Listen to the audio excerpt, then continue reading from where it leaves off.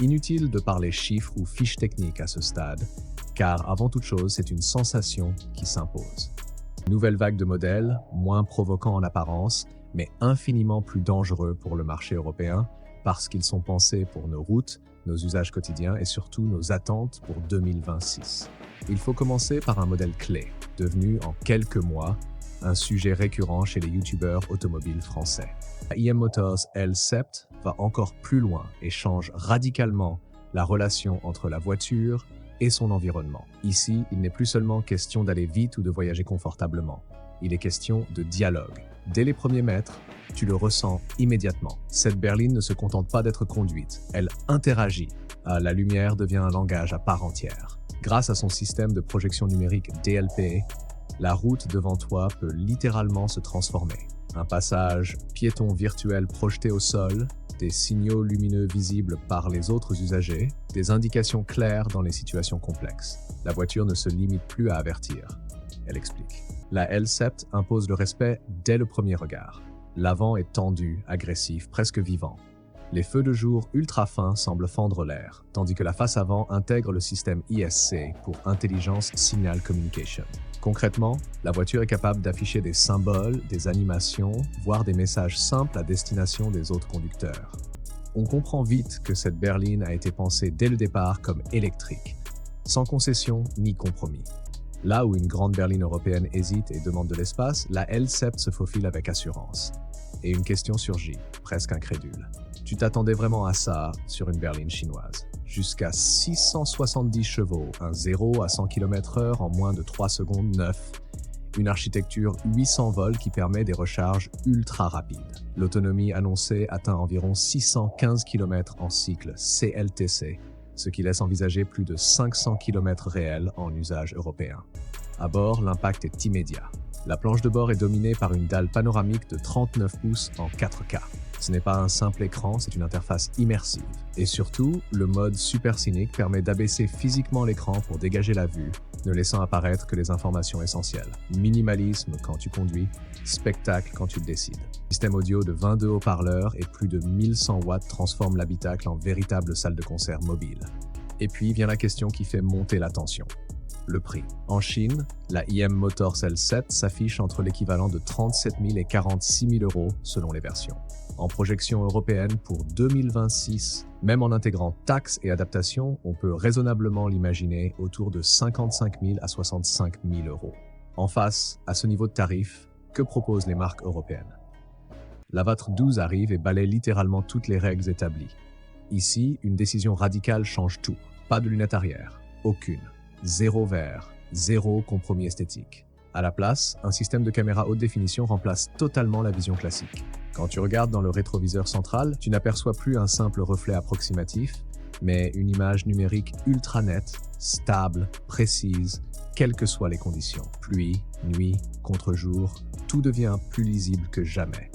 L'effet est immédiat. Tu n'as plus l'impression de conduire une voiture traditionnelle, tu pilotes quelque chose d'un cran supérieur, presque vivant. À l'avant, le design assume pleinement la science-fiction. Les optiques LED en forme de C donnent à l'Avatr 12 un regard presque animal, tandis que le Halo Screen, une dalle incurvée intégrée à la base du pare-brise, permet d'afficher des messages visibles de l'extérieur. La voiture communique avec les piétons, signale ses intentions, interagit avec son environnement. Pose-toi la question: combien d'accidents urbains surviennent simplement par manque de compréhension entre usagers? Le profil impressionne encore davantage. Plus de 5 mètres de long, une silhouette de coupé grand tourisme mêlée à un shooting brake futuriste. Poignées affleurantes, vitres sans cadre, jantes de 21 pouces, dessinées comme des turbines. Même à l'arrêt, l'Avatr 12 semble prête à bondir. À l'arrière, l'absence de lunettes renforce l'effet vaisseau spatial. Un haillon épuré, un spoiler actif pour optimiser l'appui aérodynamique, des feux réduits à de fins traits lumineux rouges comme des lasers. Rien n'est décoratif, tout est fonctionnel. Sous cette carrosserie radicale, la technique frappe fort. En version bimoteur, on parle de 578 chevaux, 650 Nm de couple et un 0 à 100 km/h en 3 secondes 9. Batterie de 94,5 kWh, autonomie annoncée jusqu'à 692 km en cycle CLTC, architecture 800 volts pour des recharges ultra rapides. On est clairement au niveau des meilleures berlines électriques européennes haut de gamme, sans le discours élitiste qui accompagne souvent ces modèles. Côté sécurité et assistance, Avatr ne fait aucune concession. 3 lidars, un ensemble complet de caméras et radars, le tout piloté par le système Huawei ADS 2.0, capable de gérer des environnements urbains complexes, d'anticiper, de s'adapter et de soulager réellement le conducteur. À l'intérieur, la technologie devient fluide et ergonomique. Une bande panoramique 4K de 90 cm face au conducteur, un écran central flottant de 40 cm, volant rectangulaire au look sportif, toit électrochrome qui s'assombrit instantanément, siège zéro gravité massant. Luxe, confort et technologie ne s'opposent plus, ils fusionnent. Et maintenant, le prix. En Chine, l'Avatr 12 débute autour de l'équivalent de 38 000 €. Oui, une berline ultra avancée, futuriste, performante pour le prix d'un SUV compact européen correctement équipé. En projection européenne pour 2026, même avec adaptation et taxes, elle resterait très en dessous des références allemandes comparables. Et c'est là que le message devient impossible à ignorer. Avec l'Avatr 12, la Chine ne cherche pas à rattraper l'Occident. Elle montre simplement que certaines révolutions ont déjà eu lieu ailleurs. Et dis-moi honnêtement, si demain ce modèle arrive chez nous, qui osera encore prétendre que l'Europe avait tout prévu? Juste après l'Avatr 12, le NIO T9 arrive comme un choc technologique encore plus déconcertant.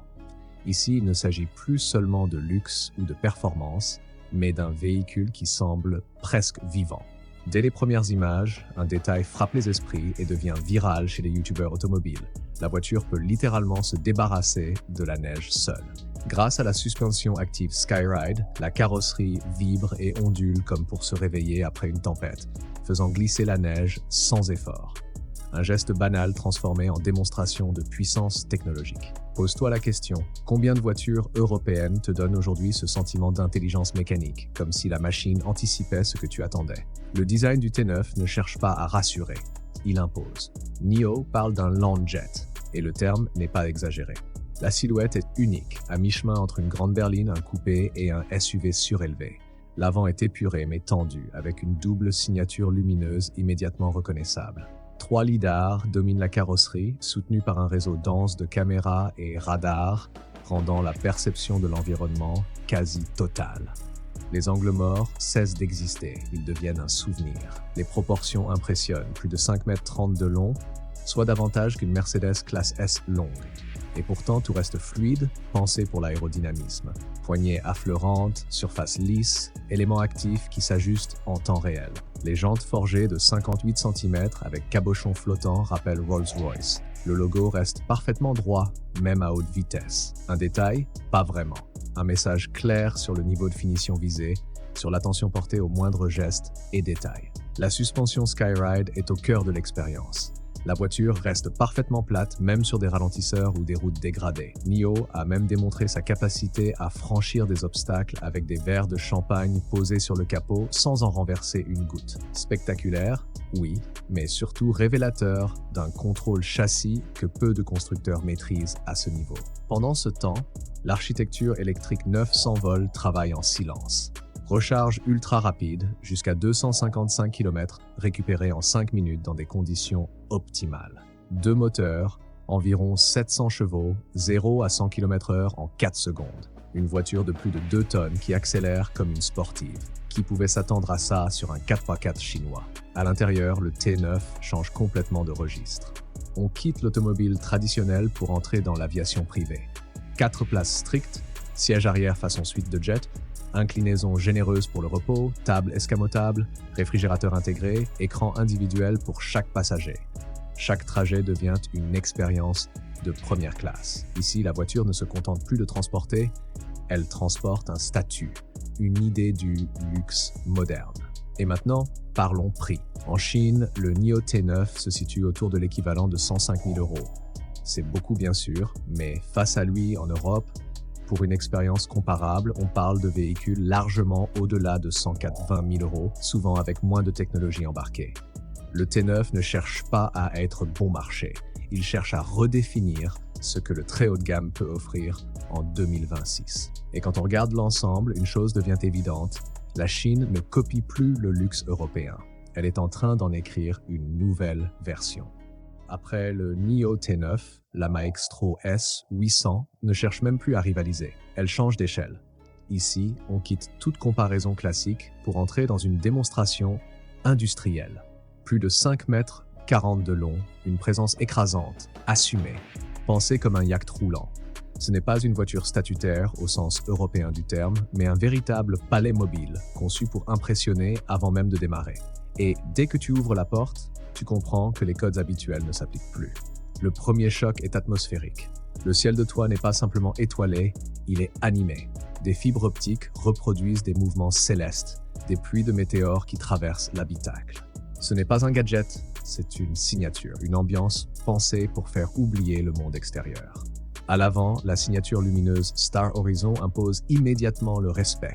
Des optiques en cristal, une calandre massive presque architecturale, des peintures biton audacieuses qui annoncent clairement la couleur. Ici, on ne cherche pas la discrétion, on affirme le pouvoir. De profil, malgré son gabarit colossal, la S800 conserve une ligne fastback étonnamment fluide. Les jantes de 53 cm, polies comme des miroirs, les poignées disparaissent totalement et à l'approche, les portes s'ouvrent automatiquement comme sur un jet privé. À l'arrière, les feux créent un effet galaxie, nébuleux, presque hypnotique. Aucun artifice, aucun faux échappement, juste une propreté visuelle totale, assumée, presque provocante. Sous cette carrosserie monumentale, la fiche technique frappe fort. 3 moteurs, environ 850 chevaux, 1-0 à 100 km/h en un peu plus de 4 secondes. Oui, un palace de plus de 5 mètres qui accélère comme une sportive. Architecture 800 vols, recharge ultra rapide capable de récupérer environ 1 km d'autonomie par seconde dans des conditions optimales et surtout une version longue autonomie annoncée à plus de 1300 km en cycle chinois grâce à une technologie hybride rechargeable de nouvelle génération. Un Paris-Rome sans recharge intermédiaire, qui proposait ça en Europe à ce niveau de luxe. La conduite assistée repose sur le dernier système ADS de Huawei. Lidar, radar, caméra, intelligence artificielle avancée, direction arrière jusqu'à 16 degrés. Résultat, un rayon de braquage digne d'une compacte, malgré des dimensions hors normes. Les lois de la physique semblent s'effacer. Là où une grande berline européenne impose des contraintes, la S800 donne l'illusion de légèreté. Tu réalises alors à quel point le logiciel devient aussi crucial que la mécanique. À l'intérieur, on dépasse clairement l'automobile. 43 haut-parleurs, près de 3000 watts de puissance, une expérience sonore digne d'une salle IMAX. À l'arrière, ce ne sont plus des sièges, ce sont des trônes zéro gravité. Inclinaison totale pour dormir, réfrigérateur intégré, porte-gobelet chauffant et refroidissant, isolation phonique extrême. Un écran de projection de 40 pouces permet de s'isoler complètement du chauffeur. Même le coffre n'est pas pensé pour des sacs de course, mais pour des bagages de luxe, moquette capitonnée, finition digne d'un hôtel 5 étoiles. Et maintenant parlons du point qui dérange vraiment. Le prix. En Chine, la Maestro S800 se situe entre l'équivalent de 92 000 et 130 000 euros selon les configurations. À ce niveau de prestation, en Europe, on parle de véhicules 3 fois plus chers, souvent moins innovants, parfois moins confortables. La S800 ne cherche pas à être accessible. Elle cherche à montrer que le très haut de gamme n'est plus un monopole occidental. Et quand tu regardes l'ensemble, une évidence s'impose. La Chine ne se contente plus de rattraper le luxe européen. Elle est en train d'en redéfinir la notion même. Et maintenant, revenons un instant au tout début, à cette silhouette qui semblait presque chuchotée, celle qui a ouvert cette série de révélations, le M-Aero 917. Après avoir exploré tout ce que la Chine est capable de produire en 2026, on peut enfin le regarder avec recul, avec maturité. Ce n'est pas un mythe marketing, ni un concept exagéré. C'est un 4x4 extrême, un monstre pensé pour oser se mesurer sans complexe aux icônes européennes qui ont longtemps dicté les règles. Mercedes Classe G, Land Rover Defender, référence historique du tout-terrain de prestige. Le M-Aero 917 ne les copie pas. Il change simplement la manière dont on définit la puissance et le contrôle hors route. Chaque détail de ce 4x4 semble conçu pour anticiper l'imprévisible. Suspension active massive, architecture électrique pensée pour le franchissement, design brutal mais parfaitement fonctionnel. Imagine le traverser des pistes gelées, des dunes brûlantes, des terrains défoncés avec une facilité presque irréelle. pas dans une logique de démonstration, mais avec une impression de maîtrise totale. Là où certains 4x4 européens impressionnent par leur image, le MRO 917 impose le respect par ce qu'il dégage, par sa présence, par ce silence lourd de puissance qui semble respirer avec toi. Et c'est peut-être là le plus frappant. Même après avoir découvert des berlines futuristes, des yachts roulants, des limousines dignes de l'aviation privée, c'est encore lui qui marque les esprits. Il n'a pas besoin de chiffres pour exister. Sa seule apparition suffit à rappeler une vérité essentielle. La Chine n'est plus en train d'apprendre. Elle expérimente déjà ce que les autres n'osent même pas imaginer. Alors la question revient intacte, presque dérangeante. Est-ce le 4x4 le plus puissant jamais fabriqué en Chine, ou simplement le premier d'une génération nouvelle que l'Europe n'avait pas prévue? Et si tu penses que tout s'arrête ici, détrompe-toi.